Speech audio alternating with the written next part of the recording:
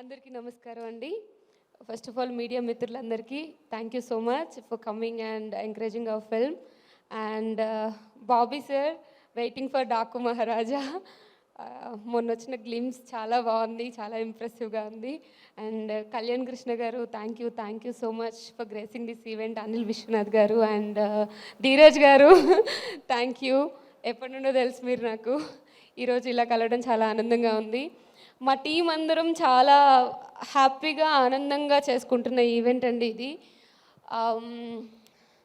చాలా డేస్ నుండి వెయిట్ చేస్తున్నాం ఇలాంటి ఒక మూమెంట్ కోసం. శ్రీకాకుళం షెర్లాక్ హోమ్స్ నా కెరియర్లో నాకు చాలా మంచి పేరు ఇచ్చే సినిమా. సో నేనైతే ఎప్పటి నుండో చాలా ఈగర్గా వెయిట్ చేస్తున్నాను.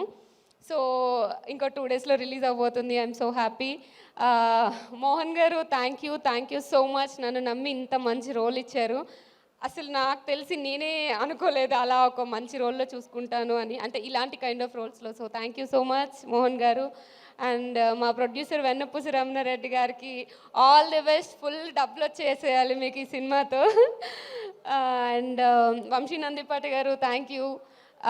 మీ యాడింగ్ వల్ల ఈ సినిమాకి చాలా పెద్ద ఫెచింగ్ అయింది. అసలు ఈ సినిమా మీద ఎంతోమందికి నమ్మకం పెరిగింది. Thank you so much. And మా టీం అందరికీ, టెక్నికల్ టీం అందరికీ, జగన్ గారికి, అరుణ్కి అండ్ డిఓపి గారికి అందరికీ thank you and all the best అండి మీ అందరికీ. సో శ్రీకాకుళం షెర్లాక్ హోమ్స్ అనే సినిమా నేను ఎప్పటి నుండో చెప్తున్నట్టు ఒక ఒక సిచ్యువేషన్ జరిగితే డిఫరెంట్ పీపుల్కి అది ఎలా కనిపిస్తుందని, అంటే డిఫరెంట్ పర్స్పెక్టివ్లో ఒక్కొక్కళ్ళ పాయింట్ ఆఫ్ వ్యూలో నడిచే స్టోరీ. అలా ఈరోజు నా పాయింట్ ఆఫ్ వ్యూలో నా కెరియర్ గురించి ఒక చిన్న గ్లిమ్స్ లాగా చెప్దాం అనుకుంటున్నాను. 5 years అయింది ఇండస్ట్రీకి వచ్చి. మల్లేశంతో స్టార్ట్ చేశాను. వచ్చినప్పుడు ఇంట్లో చెప్పలేదు. షూటింగ్ అయిపోయిన తర్వాత ఓకే రిలీజ్ అవుతుంది అన్న టైంలో ఒక 2 months ముందు చెప్పాను ఇలా చేస్తున్నాను సినిమా అని చెప్పేసి. మా మమ్మీ చాలా గొడవ పెట్టేసింది. తర్వాత one fine day కాల్ చేసి నేను ఆఫీస్లో ఉన్నాను, నేను ఇన్ఫోస్లో వర్క్ చేస్తున్నప్పుడు ఆఫీస్లో ఉన్నప్పుడు కాల్ చేసి ఏదో ఎక్కడికో వెళ్ళిందంట. మా ఓన్ రిలేటివ్సే చెప్పారు, నీ పెంపకం తీరు అలా ఉంది అని అనింది అని చెప్పింది మా మమ్మీ. ఆ రోజు చాలా ఎమోషనల్ అయ్యాను, చాలా ఫీల్ అయ్యాను. ఆ రోజు డిసైడ్ అయ్యాను ఏదో ఒక రోజు సక్సెస్ కొట్టి చూపించాలి అని.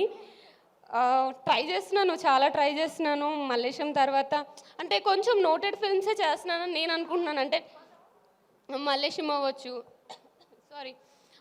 అవ్వచ్చు, ప్లేబ్యాక్ అవ్వచ్చు, వకీల్ సాబ్ అవ్వచ్చు, ఆర్ తంత్ర, పొట్టేలు, ఇప్పుడు వస్తున్న శ్రీకాకుళం షెర్లాక్ హోమ్స్, అన్ని ఫిల్మ్స్లోనూ నా 100% నేను ఇస్తున్నాను. ఒక మంచి కథను ఎంచుకొని ఆ కథకు తగ్గట్టుగా షూటింగ్లో ఆ క్యారెక్టరైజేషన్ ఎలా పట్టుకోవాలో తెలుసుకొని దాని తర్వాత ప్రమోషన్స్కి నా 100% మోర్ దెన్ నా 100% ఇచ్చి ట్రై చేస్తున్నాను. ఎందుకు వర్కౌట్ అవ్వట్లేదని చాలామంది అడుగుతున్నారు. I don't know, but I hope ఈ సినిమాతో అదంతా పోయి ఒక మంచి సక్సెస్ఫుల్ యాక్టర్గా ఒక సక్సెస్ మీట్లో కలుద్దామని అనుకుంటున్నాను.